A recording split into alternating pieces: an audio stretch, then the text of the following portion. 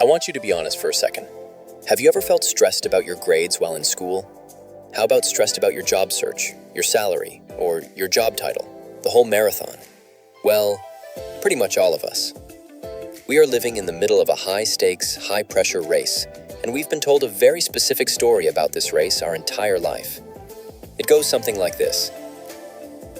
If you work hard, if you apply your talents, you can achieve anything. Your success will be earned. You will deserve it. This is the promise of meritocracy. It's the idea that in a fair society, the people with the most talent and who put in the most effort should rise to the top. It sounds good, right? It sounds fair. It's basically the American dream in a nutshell.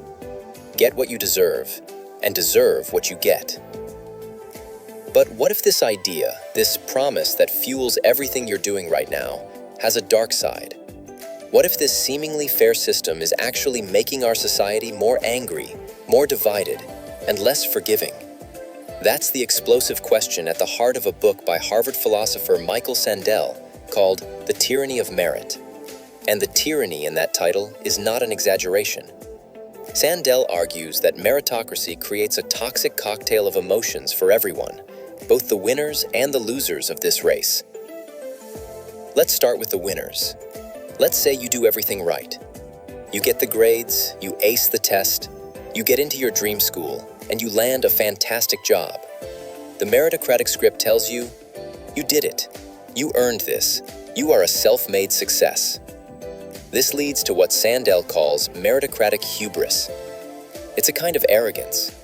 If you believe you are 100% responsible for your success, it's very easy to look down on those who haven't made it. You might think, even subconsciously, well, they must not have worked as hard. They must not be as talented. You see your success not as fortunate, but as a sign of your virtue. Now, let's flip it. What about those who don't make it? The people who work multiple jobs and still can't get ahead. The student who studies like crazy but just can't crack a 1400 on the SAT. The meritocratic script has a brutal message for them, too. If you are struggling, it is your fault. You didn't have what it takes. This isn't just about being unlucky. It's a verdict on your worth. It's humiliating. In the past, if you were poor, you could blame it on bad luck or an unfair system of aristocrats.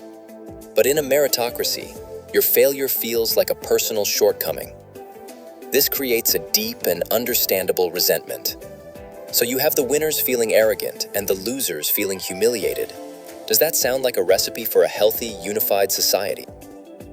Sandel argues this is the key to understanding the angry politics we see all around us today.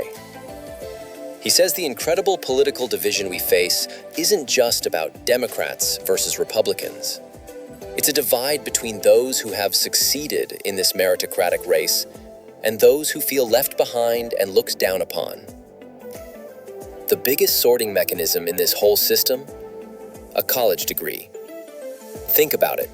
We've turned a 4-year degree into the single most important ticket to a respected life and decent work. We call people with degrees skilled workers, and people without them unskilled workers. But is that really true?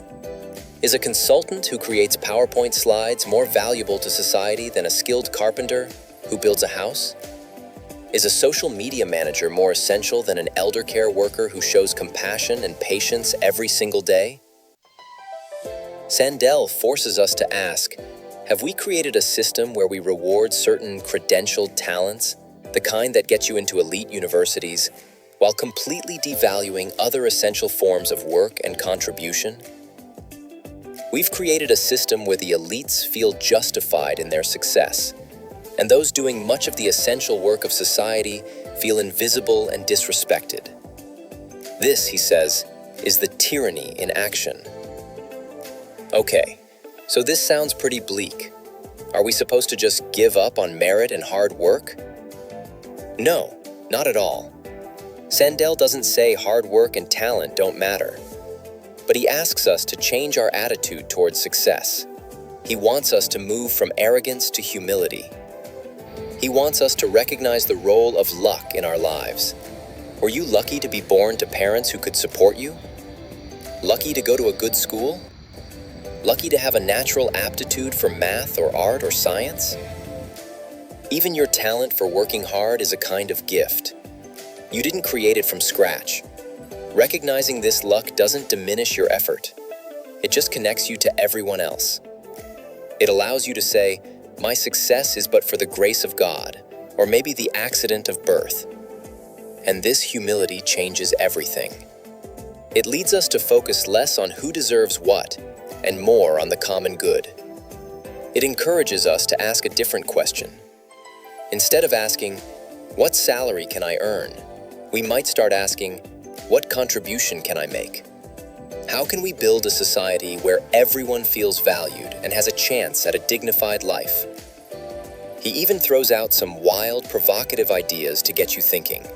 For example, what if for all the students who are qualified to get into a top university, we just hold a lottery to see who gets in? Crazy, right?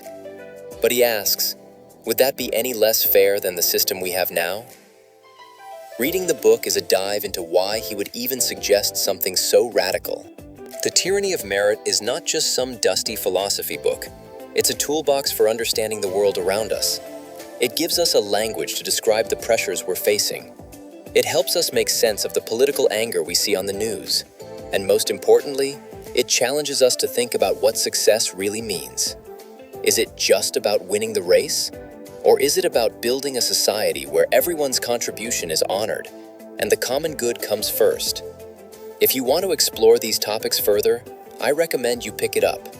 It might just change the way you see everything.